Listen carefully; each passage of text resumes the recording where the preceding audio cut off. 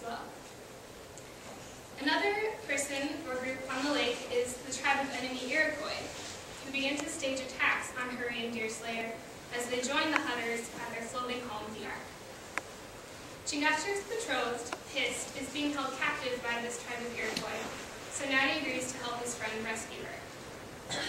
Thus begins a long sequence of attacks, captures, and close escapes that comprise the main plot of the novel. For example, Hurry, Harry, and Thomas Hunter are captured as they attempt a nighttime expedition to collect Iroquois scalps for bounty, but Deerslayer soon ransoms them. Soon after that, Hist is rescued, but Deerslayer is captured during the attempt. The remaining group returns to Tom Hutter's house only to be ambushed there by Iroquois warriors. The warriors scalp Hutter while he's still alive, and Hutter eventually dies. Deerslayer is rescued in the end of the novel by British troops, whom Hurry summons from a nearby outpost. Instead of questioning why certain cultures have certain gifts, he simply lets his observations remain simply because he has observed them, an idea which is reminiscent of Emerson.